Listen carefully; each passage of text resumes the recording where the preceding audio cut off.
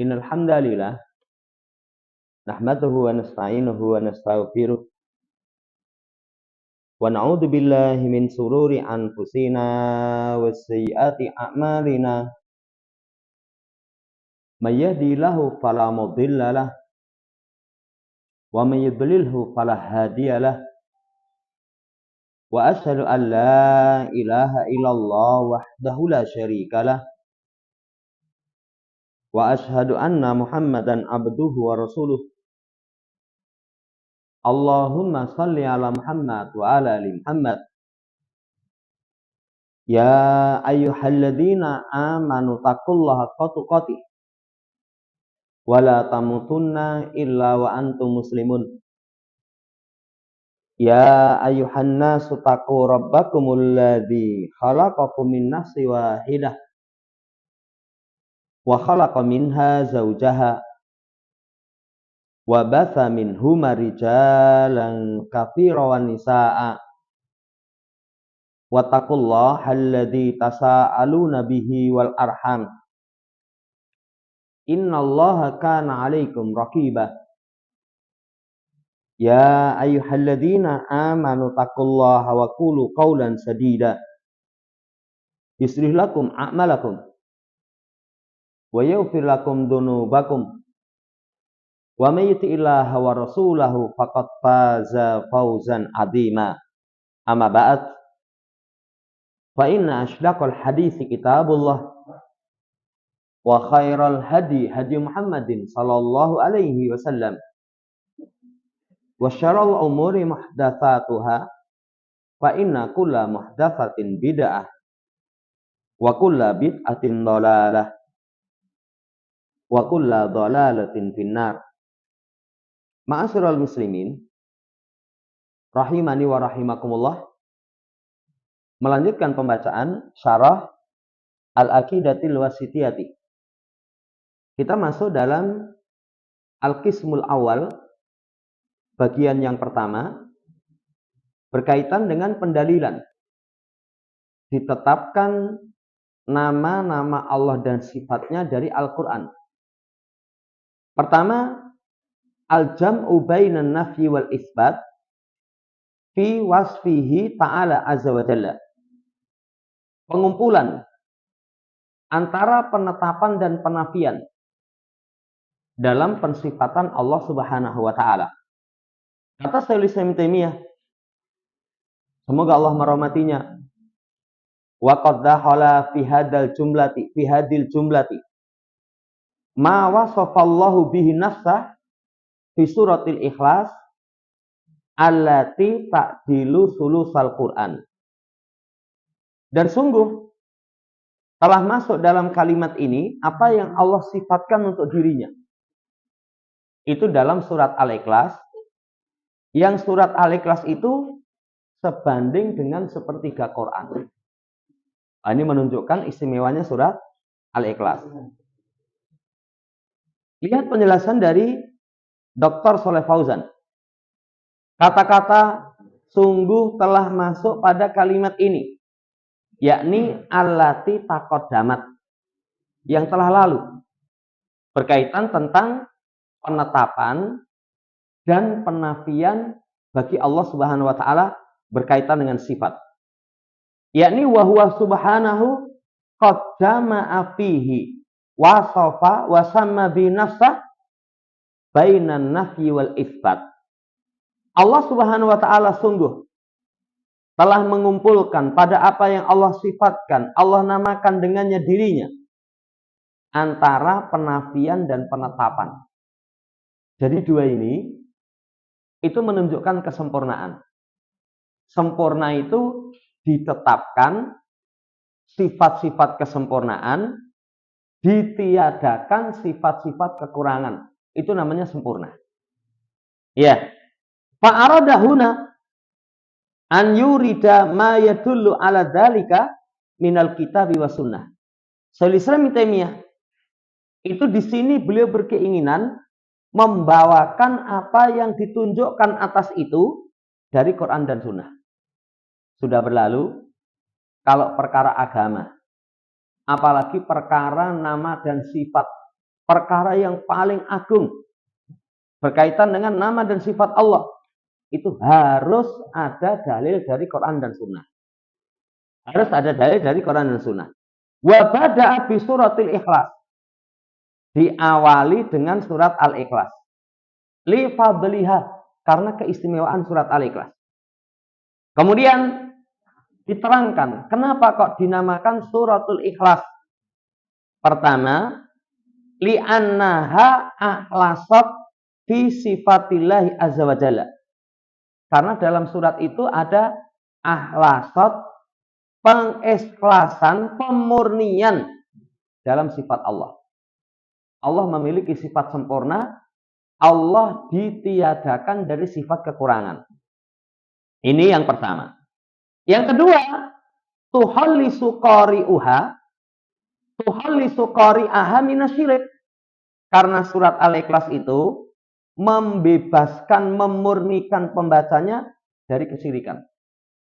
Kalau baca surat Al-Ikhlas, konsekuensi pengamalannya harus meninggalkan kesyirikan. Ini dari sisi penamaan. Dan surat yang Al-Ikhlas itu nanti para ulama terangkan dua. Satu, Qul huwallahu ahad. Yang kedua, Qul ya ayyuhal kafirun. Kenapa kok Qul ya ayyuhal kafirun termasuk surat Al-Ikhlas? Poin yang kedua tadi. Mengikhlaskan orang yang membaca dari kesyirikan. Itu jamin hormati tentang surat Al-Ikhlas. Kemudian tadi disampaikan ta'dilu sulusal Quran. Sebanding dengan sepertiga Quran. Artinya tusawihi. Ya, surat Al-Ikhlas sebanding dengan sepertiga Quran. Padahal kalau sepertiga Quran, wah itu nggak sedikit. 10 juz. 10 juz. Cuman apa makna sebanding dari sepertiga Quran itu? Ada sebagian ulama mengatakan as-sawab. Dari sisi pahala. Makanya nanti ada riwayat, siapa yang mampu dalam semalam membaca sepertiga Quran. Lalu dikatakan, Qul huwallahu ahad sampai akhir, ta'dilu sulusal Quran. Pahalanya. Berarti kalau membaca 3 kali, itu dari sisi pahala podo 30 juz. Ya, cuman ini pendapat sebagian ulama. Yang kedua, jamaah hormati, sebanding dengan sepertiga Quran itu dari sisi bacaannya. Jadi kalau membaca Qul huwallahu ahad sama dengan baca 10 juz. Cuman ini juga pendapat saja. Yang terkuat itu dari sisi makna. Makna surat Al-Ikhlas itu li'anna ma'aniyal Quran salah satu anwa. Karena makna Quran itu ada 3 pembagian, 3 jenis. Jadi surat Al-Ikhlas maknanya sebanding dengan sepertiga Quran. Makna Quran itu satu tauhid. Yang kedua al-qasas. Kisah. Di Quran itu kisah itu banyak sekali. Mulai dari Adam sampai Nabi Muhammad. Mulai dari kaum Nabiullah Nuh atau sebelumnya Qabil, Habil misalkan, atau kisahnya iblis, atau kisahnya Bani Israel, atau kisahnya Luqman, atau kisahnya Nabi Khidir. Ya, banyak sekali. Ashabul Kahfi, sepertiganya kisah. Sepertiganya lagi ahkam. Hukum ini cakupannya perintah, larangan, pahala, siksa, jannah, neraka, kenikmatan dan kesengsaraan. Nah, surat Al-Ikhlas itu mengandungi tauhid. Makanya dikatakan ta'dilu sulusal Quran. Ta'dilu sulusal Quran. Ini saudara yang saya hormati tentang keistimewaan surat Al-Ikhlas, maknanya itu mengandungi sepertiga Quran. Kemudian, wa hadhihi suratu fiha sifatur rahman. Surat ini di dalamnya ada sifat ar-Rahman. Fahiya fit tauhidi wahdah. Yang itu tauhid semata. Fasarat ta'dilu sulusal Quran, sehingga sebanding dengan sepertiga Quran. Wa dalilu ala anna hadhihi as-surata ta'dilu sulusal Quran. Adapun dalil yang menunjukkan bahwasannya surat ini sebanding dengan sepertiga Quran, riwayat Imam Bukhari. Semoga Allah merahmatinya, dari hadisnya Abu Sa'id Al-Khudri, semoga Allah meridainya, anna rajulan sami'a rajulan yaqra'u qul huwallahu ahad. Ada seseorang mendengar orang lain membaca surat Al-Ikhlas. Yuraddiduha. Diulang-ulang. Falamma asbaha ja'a ilan Nabi SAW. Ketika memasuki waktu pagi, itu disebutkan kepada Nabi. Lah ini, semangatnya para sahabat itu kalau ada satu perkara, mereka langsung rujukkan kepada Rasulullah Shallallahu Alaihi Wasallam. Makanya kita, kalau ingin mendapatkan keutamaan mereka, mendapatkan keutamaan sebagaimana mereka capai, itu rujukkan kepada Rasul. Cuman sepeninggal Nabi itu kepada hadis. Kepada hadis. Ya, diulang-ulang. Faka'anna rajula yataqalluha. Seakan-akan sahabat tadi yang menyampaikan kepada Nabi itu menganggap remeh, kecil. Mosok Qur'an kelas saja. Kan kadang di masyarakat kita itu kalau ngimami mocone 3 kul. Wes, kul neh. Kul huwallahu ahad. Kul ya ayyuhal kafirun. Kul a'udzu birabbin nas. Ya, atau satu lagi 4 kul ya. Kul a'udzu birabbil falaq. Yang 2 muawidatain, kul a'udzu birabbin nas sama kul a'udzu birabbil falaq. Yang 2 suratul Ikhlas. Kadang orang, wah, kul neh. Itu dianggap remeh. Sahabat ini mosok moco itu. Apa kata Nabi? Walladzi nafsi biyadihi. Innaha la ta'dilu sulusal Quran. Demi yang jiwaku di tangannya, sesungguhnya surat Al-Ikhlas itu sebanding dengan sepertiga Quran. Sebanding dengan sepertiga Quran. Menunjukkan sangat istimewa. Lebih-lebih lagi, Nabi sebelum mengucapkan surat Al-Ikhlas itu sebanding sepertiga Quran, diawali dengan sumpah. Walladzi nafsi biyadihi. Nanti para ulama katakan, kalau as-shadiqul masduq, seorang yang terpercaya dan dipercaya, mengawali ucapannya dengan sumpah, itu berarti sangat luar biasa. Ini Rasulullah Shallallahu Alaihi Wasallam. Ya.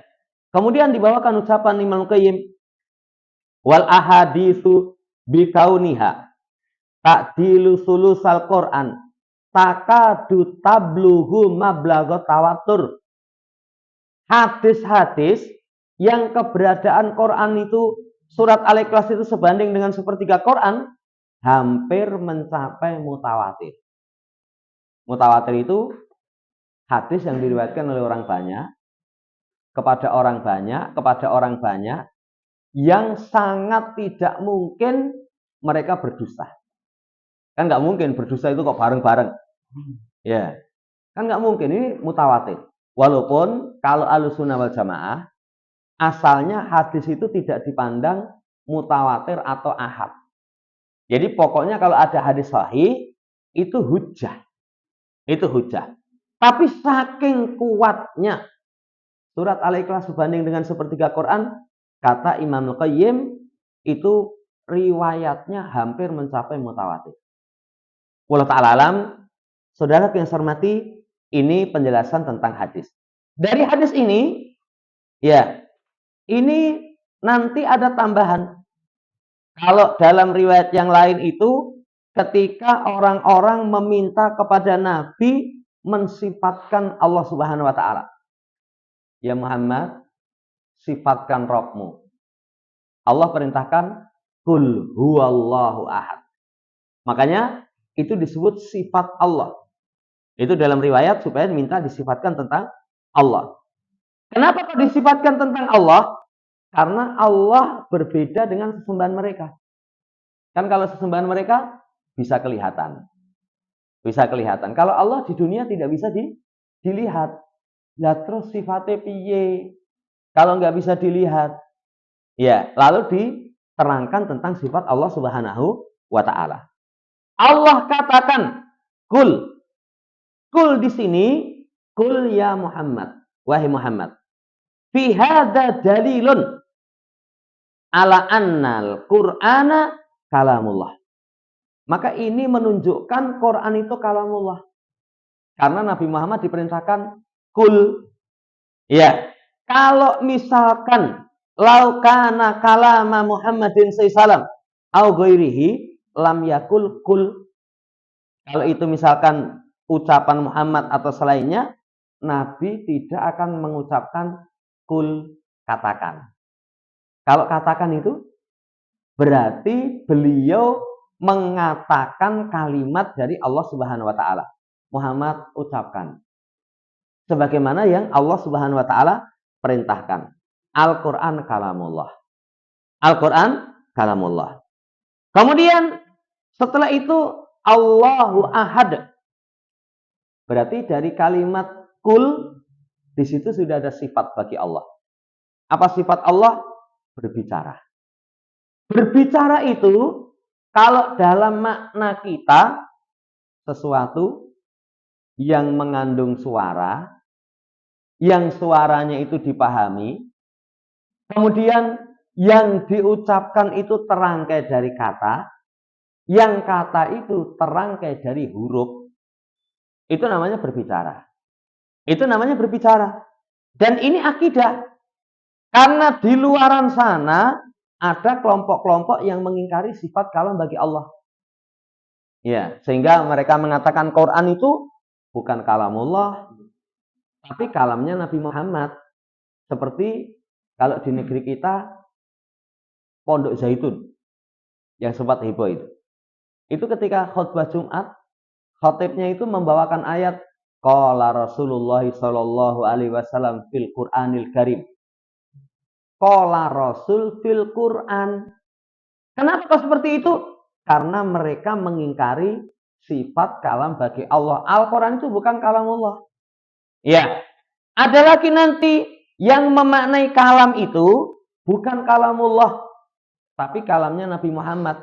Jadi Allah menyampaikan kepada Jibril supaya dimasukkan ke dalam hati Nabi Muhammad. Jadi bukan ucapan yang didengar. Tapi kalau kul, katakan, itu kan berarti malaikat Jibril mendengar dari Allah, setelah itu disampaikan kepada Nabi Muhammad. Muhammad, ucapkan seperti ini, perintah Allah. Ini yang pertama sifat kalam. Yang kedua, Allahu ahad. Ahad itu wahidun la nadhira wala wazira wala mathila wala syarikalah. Ahad itu satu, nggak ada keserupaan, nggak ada pembantu, nggak ada permisalan, nggak ada sekutu. Makanya Allah ahad, zatnya Maha Esa. Zat Allah Maha Esa. Allah tidak ada keserupaan, tidak ada pembantu, tidak ada permisalan, nggak ada sekutu. Sifat Allah Maha Esa. Makanya kalau seseorang memaknai sifat Allah itu dengan sifat kesempurnaan. Ya, kalau makhluk nggak bisa. Ya, kita pernah kasih contoh ada makhluk jeneng itu Gusti Hangabei. Ya, tapi belum tentu itu, nggak semuanya. Ya, itu Hangabei. Enggak. Tetap mereka itu memiliki kekurangan-kekurangan. Tapi kalau Allah Maha. Karena Allah Al-Ahad itu semua sifat dan namanya kesempurnaan. Semua perbuatan Allah Al-Ahad. Apa ada yang memiliki perbuatan sebagaimana perbuatan Allah? Enggak ada.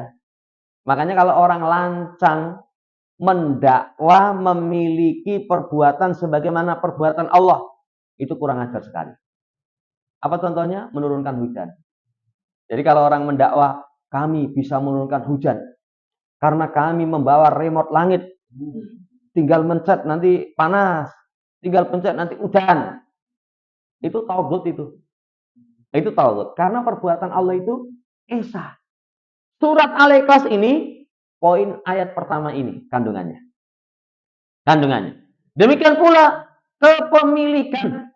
Allah Subhanahu wa taala, kepemilikan Allah Subhanahu wa taala itu juga Maha Esa. Kepemilikan Allah Subhanahu wa taala Maha Esa.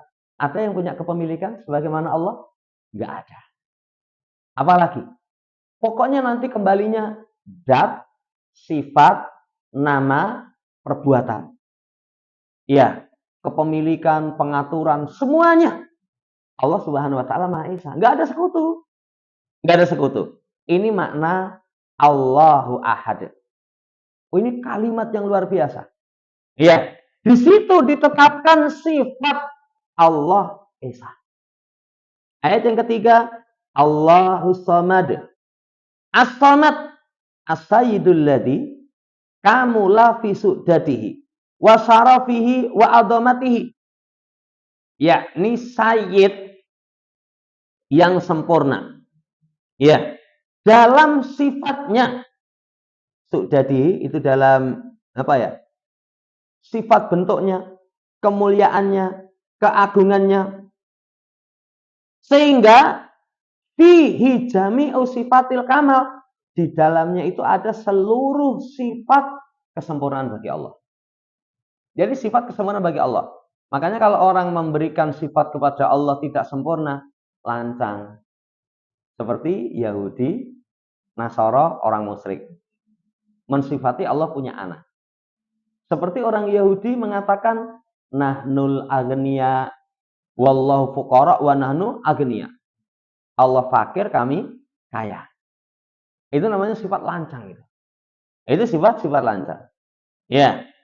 Ini as-samad itu maknanya yang mengumpulkan seluruh sifat kesempurnaan.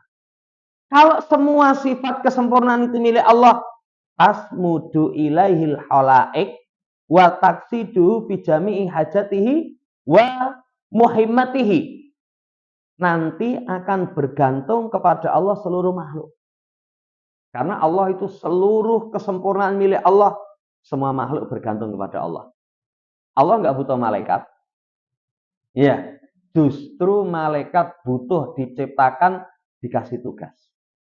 Allah tidak butuh kepada langit dan bumi. Justru langit dan bumi butuh untuk Allah ciptakan, untuk Allah pelihara. Untuk Allah jaga. Semua makhluk bergantung kepada Allah. Yang kedua, semua makhluk bermaksud dalam seluruh hajatnya dan kepentingannya hanya kepada Allah. Hanya kepada Allah. Kan seseorang itu, iya, kalau dia meminta, itu hanya kepada salah satu dari yang memiliki salah satu dari 3 sifat. Pemilik, yang kedua memiliki saham, yang ketiga dipercaya. Pemilik alam semesta cuman Allah Subhanahu wa taala. Makanya kalau orang meminta kepada selain Allah, tanya, dia punya? Enggak punya. Kalau enggak punya berarti yang kedua, dia memiliki saham? Enggak punya. Kalau enggak punya berarti yang ketiga, dia diberi wewenang untuk ngatur? Enggak. Karena Allah As-Samad, Allah Al-Ahad, Allah Maha berdiri sendiri. Ya. Seluruh makhluk itu bermaksud dalam semua kebutuhan dan kepentingannya hanya kepada Allah Subhanahu wa taala. Allah taala alam, ini makna as-samad. Makna as-samad berarti ditetapkan kesempurnaan sifat bagi Allah.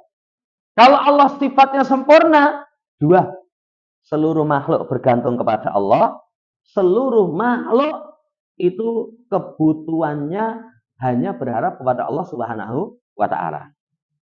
Kemudian lam yalid wa lam yulad. Allah tidak beranak, tidak diperanakkan. Laisa lahu walad wala walid. Kenapa kok di sini ditetapkan lam yalid dulu? Bukan lam yulad wa lam yalid. Iya, kenapa kok lam yalid wa lam yulad? Karena para ulama katakan orang yang memiliki keyakinan Allah punya anak itu ada. Tapi kalau Allah punya keyakinan Allah punya bapak, nggak ada. Apa ada orang yang punya keyakinan Allah punya bapak? Nggak ada. Makanya bantahan pertama tidak beranak, tidak diperanakan. Saudara yang saya hormati, ayat yang ketiga ini namanya penafian. Kalau ayat 2 tadi isbat, penetapan.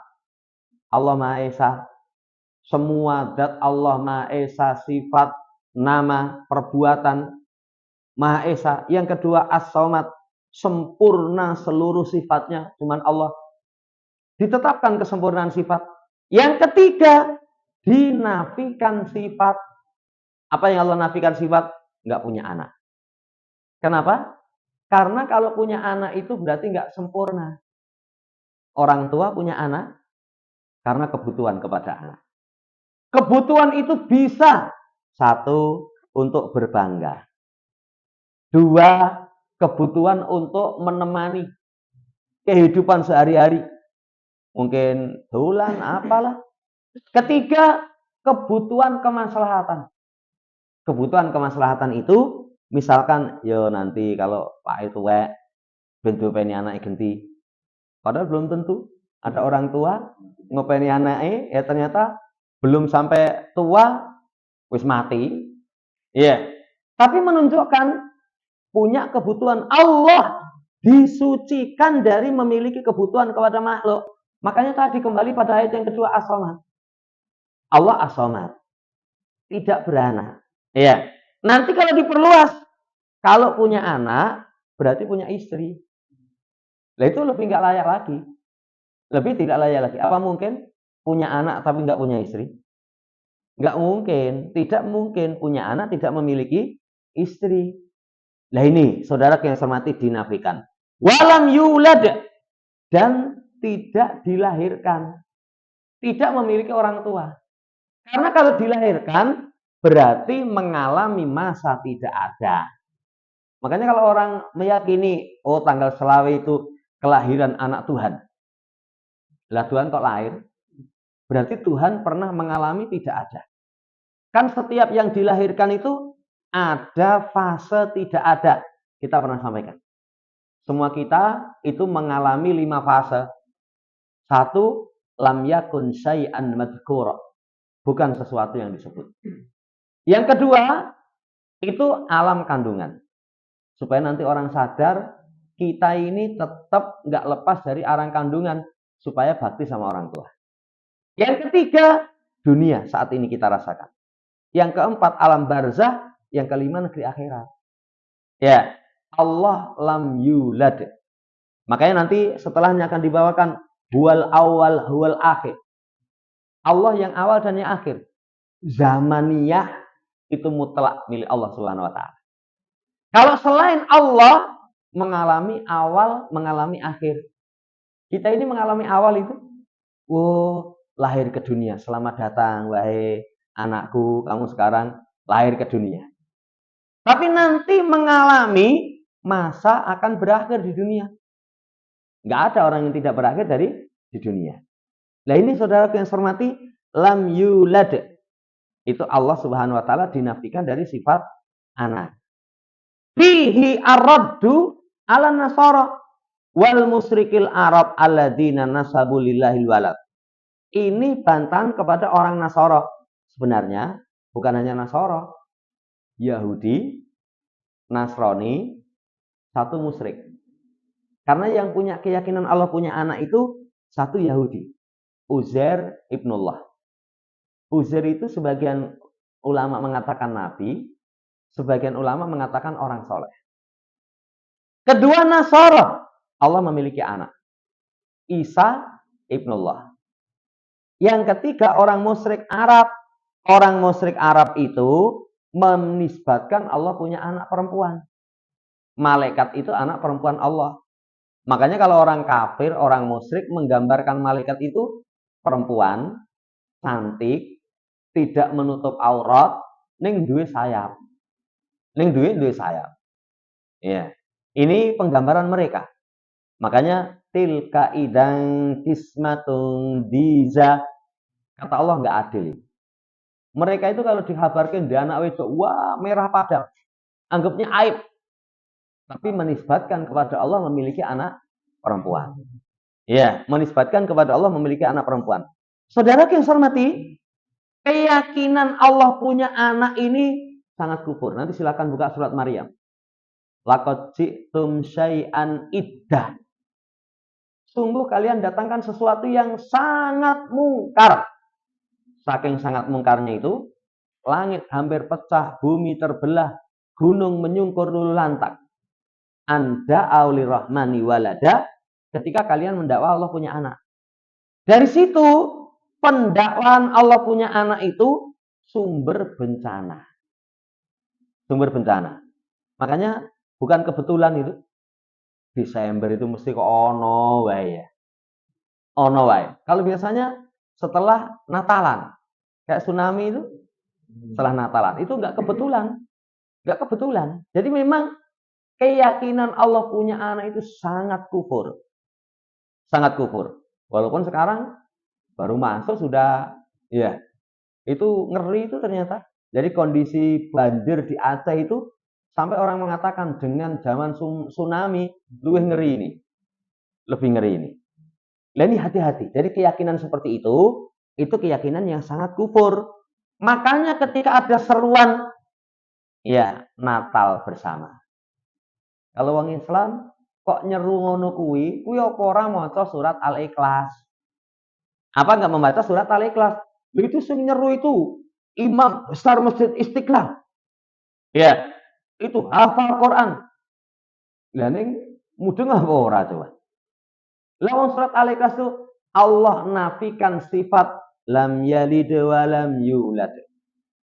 Dinafikan sifat Allah punya anak, Allah diperanakan. Ini sangat kufur. Makanya jangan ikut-ikutan acara yang seperti disebutkan tadi. Natalan ucapkan selamat aja nggak boleh. Walaupun kadang kita pekewoh sama orang, tapi nggak pekewoh sama Allah. Saya pernah dapat pertanyaan itu ada orang malah belum lama itu. Jadi dia dengan orang kafir itu partner bisnis. Jadi kalau Idul Fitri itu dia, wah selamat hari raya, minal aidin wal faizin, mohon maaf lahir dan batin. Terus nggowo bingkisan. Bingkisannya itu bukan ala kadar, ala resto. Jadi bukan sasae, bukan sasae. Iya. Kemudian begitu masuk Natal, dia bingung. Aku ngucapke apa ora? Kasih bingkisan apa ora? Wah, iya enggak ngucapke, enggak kasih bingkisan ora penak. Maka kata saya, kamu ora penak karo sing gawe urip. Iya, kamu sama sing gawe urip itu merasa wis bebas, tapi kepada manusia tidak penak. Dan ini hati-hati, ini seperti ini harus seseorang tegas. Ya. Wah, aku dhewe ngucapke selamat, kowe ora ngucapke selamat sendiri. Sing ndelok sapa? Sing ngongkon ngucapke selamat siapa? Kami nggak minta kok. Nah ini saudara yang saya hormati sangat kufur. Jadi jangan ambil bagian. Masuk padanya, jangan seseorang itu dalam urusan-urusan nanti tahun baru. Itu nggak ada keistimewaan tertentu bagi kita. Tapi kalau sekedar misalnya, wah anak-anak pas prai dolan, yuk masih boleh lah. Tapi kalau misalnya malam ini kita harus melek-melek, ya tuku areng, kemudian jagung, bakaran komplit kuabeh, ya jangan sampai merem. Kita harus temui perubahan tahun. Arep ngopo gitu. Ya, ini tidak ada keistimewaan tersendiri. Tidak ada keistimewaan tersendiri, dianggap biasa saja. Biasa saja. Ini walau ta'ala alam, kadang kalau orang awam ya gitu. Nanti wis macam-macam. Walau ta'ala alam. Kemudian ditutup ayat ini, walam yakullahu kufuwan ahad. Tidak ada sesuatu pun yang mukafiun wala mumathilun wala nadirun. Setara, semisal, sepadan. Setara, semisal, sepadan. Makanya kalau orang berbicara tentang Allah, nanti Allah disetarakan, disemisalkan, disepadankan dengan makhluk. Mesti keliru. Mesti keliru. Makanya lihat yang pernah kita sampaikan, kata Imam Qayyim, sumber kemusyrikan itu dua. Allah diserupakan dengan makhluk, makhluk diserupakan dengan Allah. Kalau Allah diserupakan dengan makhluk, contohnya mengingkari sifat ketinggian bagi Allah. Ya, Allah itu nggak mungkin tinggi. Lah buktinya sepertiga malam terakhir turun ke langit dunia. Jadi kalau turun nggak di atas. Coba balenono mas. Kalau turun nggak di atas, itu siapa itu? Makhluk. Kalau makhluk itu turun nggak di atas. Wong ini di medok. Di atas nggak ada. Itu sumbernya karena Allah itu diserupakan, disetarakan, disepadankan. Mukafi, mumasil, nadir. Nah itu nanti akan terjatuh kepada kesyirikan. Yang kedua, kenapa dalam Islam nggak boleh percaya tentang perdukunan, ramalan? Karena makhluk diserupakan dengan sang pencipta. Makhluk diserupakan dengan sang pencipta. Kalau perkara gaib, nanti di pembahasan sifat ilmu, itu hanya di sisi Allah. Nggak ada yang tahu perkara yang gaib, kecuali hanya Allah Subhanahu wa Ta'ala. Surat ini luar biasa. 2 awal itu ditetapkan sifat. 2 awal itu rangkumannya dalam ayat yang pertama. Kemudian 2 ayat setelahnya, lam yalid wa lam yulad wa lam yakul lahu kufuwan ahad. Dinafikan sifat kekurangan bagi Allah. Allah punya anak, Allah diperanakkan, Allah ada setara keserupaan sepadan. Allah Ta'ala. Setelahnya, syahid min hadir surati annaha tadammanat wa jama'at bainan nafi wal isbat. Terkandung dan mengumpulkan penafian dan penetapan. Tadi sudah barusan kita sampaikan. Pertama, tentang Allahu Ahad, Allahu Samad. Itu isbat. Lam yalid wa lam yulad wa lam yakul lahu kufuwan ahad. Itu penafian. Ya, kesempurnaan itu kalau ditetapkan sifat sempurna, dihilangkan dari sifat kekurangan, itu namanya sempurna. Namanya sempurna. Tapi kalau misalkan ditetapkan sifat kesempurnaan, tidak dinafikan sifat kekurangan, itu nggak sempurna. Nggak sempurna kan ada kalau di dunia, perkara itu satu sisi, wah ini kandungannya luar biasa. Kandungannya luar biasa. Ini manfaatnya seperti ini, seperti ini, seperti ini. Tapi sisi yang lain apa? Di dalamnya itu kalau berlebihan mengandung kerusakan. Mengandung kerusakan. Nah itu namanya nggak sempurna. Kan ada obat-obat tertentu, misalkan, wah luar biasa. Ini satu sisi. Ini satu sisi. Tapi kesempurnaan yang hakiki itu ditetapkan kesempurnaan, kemudian dinafikan kekurangan. Nah barang juga begitu, kalau contoh saja untuk takriful paham, pendekatan pemahaman, ini kualitas baik. Di mana kualitas baiknya? Sebutkan kelebihannya. Ya, kemudian nggak ada kelemahan. Nggak ada kelemahan, tapi kalau kita sebutkan misalkan, oh ini kualitas baik. Kadang kalau orang kan hanya menyebutkan, oh ini kelebihannya, produk kamu itu seperti ini. Kelemahannya orang. Kelemahannya enggak. Akhirnya apa? Itu berarti bukan yang terbaik. Wallahu ta'ala alam. Ini walillahil masalul a'la. Kemudian surat Al-Ikhlas ini nanti disyariatkan untuk kita baca. Misalkan kalau sholat sunnah, itu sholat sunnah fajar. Fajar itu sholat sunnah sebelum subuh. Itu rakaat pertama membaca surat Al-Kafirun, rakaat kedua membaca surat Al-Ikhlas. Yang kedua, rawatib maghrib. Setelah sholat maghrib. Setelah sholat maghrib itu rakaat pertama, Qul ya ayyuhal kafirun. Rakaat yang kedua, Qul huwallahu ahad. Ketiga, sunnah tawaf. Sunnah tawaf itu, kalau seorang selesai tawaf, nanti supaya sholat di belakang makam Ibrahim. Makam Ibrahim itu ya sing kayak gambar kayak kurungan manuk itu. Itu burine itu. Itu kan kayak gambar ada kayak kurungan manuk. Iya, itu di belakangnya itu. Itu membaca Al-Kafirun, satunya surat Qul huwallahu ahad. Kemudian yang ketiga, sholat witir. Sholat witir itu kalau mau di rakaat ketiga surat Al-Ikhlas. Surat Al-Ikhlas. Kemudian nanti dibaca sebelum tidur. Sebelum tidur itu dikumpulkan dengan 3 qul. 3 qul. pagi sore itu juga 3 kul. Ya, 3 kul untuk kita baca di waktu pagi dan di waktu sore.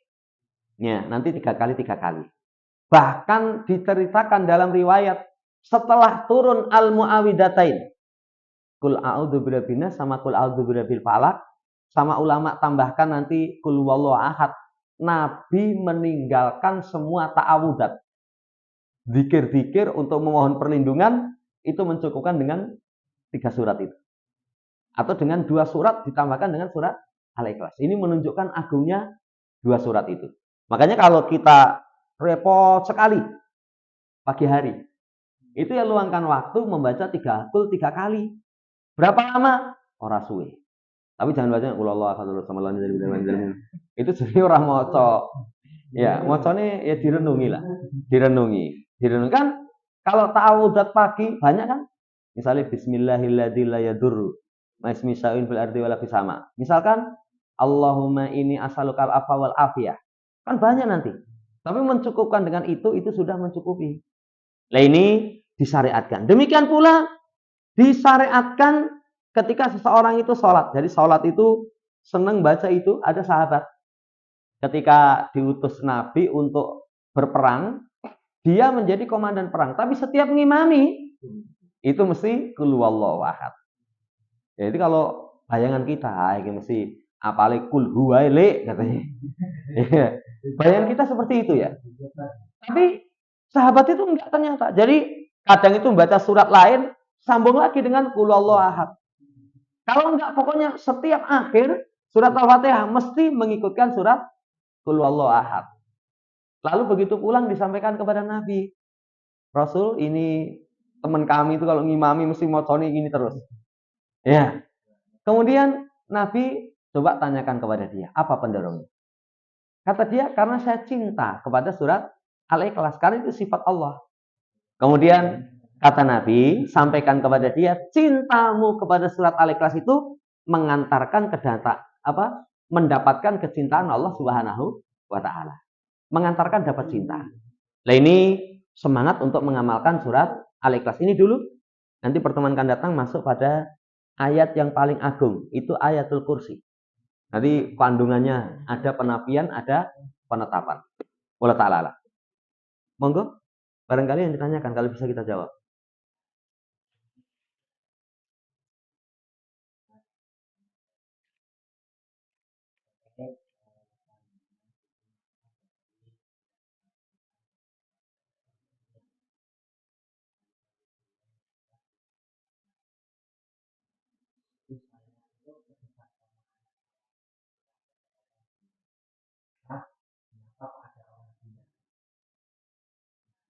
Kan jawabnya itu karena dia imannya nggak kuat.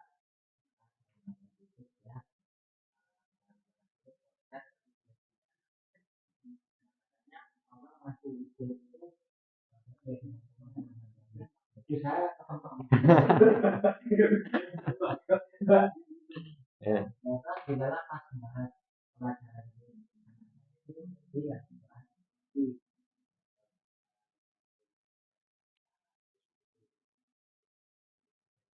bagaimana cara menenangkan.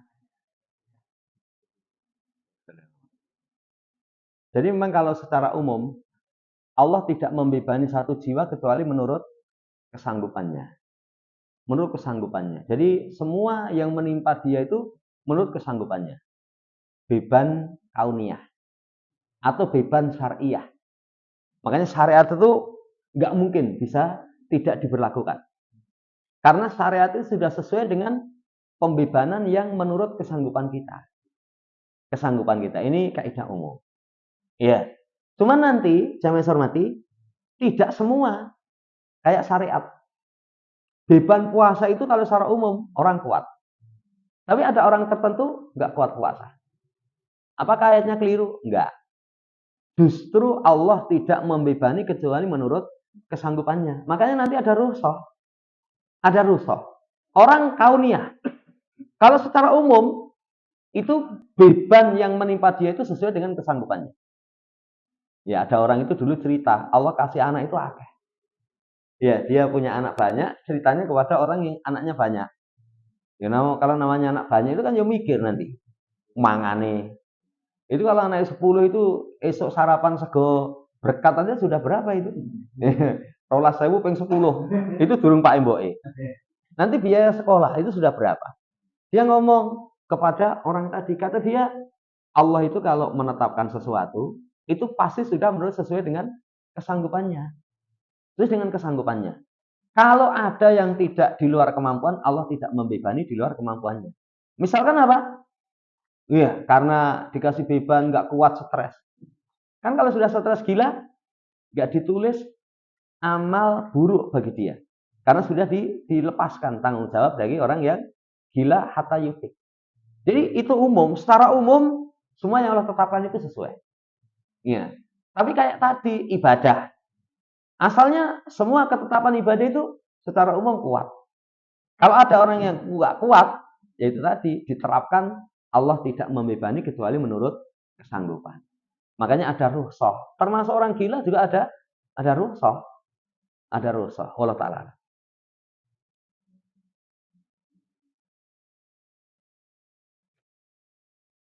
Cukup.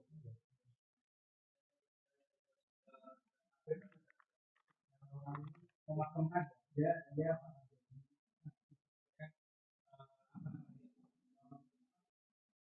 membuat yang sudah itu ya. Terus lalu apa namanya dia itu selalu membaca tempat dia mengetahui anjurannya. Jika dia memakamkan selalu sesuatu jatuh kepada kesulitan. Jadi kalau amalan itu tuntunannya rutin, kita rutinkan tidak tercela. Kalau satu kali waktu berudur, maka kemudian kita tidak kodok, tidak dicela. Karena ada orang kalau rutin gitu, kadang ketika berudur dikodok. Walaupun mungkin boleh, kayak sunnah fajr itu kalau terluput dikodok boleh. Tapi kalau saya nggak mengkodok. Kenapa? Karena sunnah. Kalau sunnah itu, ya namanya sunnah. Jadi, ya kalau terluput ya sunnah. Jangan seakan-akan wajib. Seakan-akan wajib. Tapi kalau tidak dirutinkan, jangan seseorang merutinkan. Jangan seseorang merutinkan. Kalau misalkan tidak dirutinkan tapi rutin terus, itu dikhawatirkan nanti terjatuh dalam kekeliruan. Terjatuh dalam kekeliruan. Jadi kembalinya ke situ. Kalau memang ada tuntunan rutin, ya silahkan rutin. Tapi kalau nggak ada tuntunan rutin, ya jangan dirutinkan. Jangan dirutinkan. Ya, kayak contoh. Setelah subuh, duduk berzikir sampai matahari terbit. Apakah rutin sama Rasulullah SAW? Nggak rutin. Ada kalanya beliau punya urusan, ya boleh pulang. Boleh pulang. Tapi kalau itu harus rutin. Harus rutin, itu juga hati-hati. Jadi kalau amalan memang dirutinkan, ya dirutinkan. Kalau nggak dirutinkan, nggak dirutinkan. Ini yang pertama. Yang kedua, amalan sunnah itu tetap sunnah. Jadi kalau amalan sunnah tetap sunnah. Jangan sampai nanti sunnah seakan-akan wajib. Karena ada orang tertentu itu kalau terluput dari misalkan sesuatu yang sunnah itu, wah bingung. Ya namanya sunnah ya sunnah. Namanya sunnah ya sunnah. Jangan memberatkan diri seakan-akan wajib. Bahkan kalau prinsip dalam beramal itu bukan banyaknya. Tapi bagaimana keikhlasan, bagaimana kecocokan dengan sunnah. Iya, itu yang terpenting. Kadang orang itu tadi kayak pernah dia punya kebiasaan misalkan puasa Daud. Itu bingung. Enggak aku puasane Arafah itu piye? Nanti kalau bertepatan dengan puasa Daud. Ya sudah kalau misalkan enggak puasa Daud, kemudian puasa Arafah ya sudah. Nanti mulai lagi, ini puasa Arafah, besok enggak puasa, besok puasa lagi. Kan amalan sunnah. Jadi jangan seakan-akan itu perkara yang wajib. Para sahabat pun kisahnya kalau nggak saya Amr bin As. Itu beliau dulu sama Nabi suruh puasa 3 hari sebulan. Kata Nabi, tambahkan Rasul, saya masih mampu. Senin Kemis, tambahkan Rasul, saya masih mampu. Kata Nabi Dawud, sehari puasa, sehari tidak puasa. Tambahkan Nabi, saya masih mampu. Kata Rasul, nggak ada puasa yang lebih dari ini. Di usia tua, itu beliau termasuk menyesal. Kenapa kok nggak ngambil keringanan dari Nabi? Karena usia tua, berat puasa itu. Akhirnya diropel karena demi menjaga janjinya kepada Rasul, itu diropel 5 hari puasa. Setelah itu 5 hari nggak puasa. Itu dalam rangka untuk menjaga apa yang dia sampaikan kepada Rasulullah SAW. Ya, itu seperti itu. Wallahu ta'ala. Ya.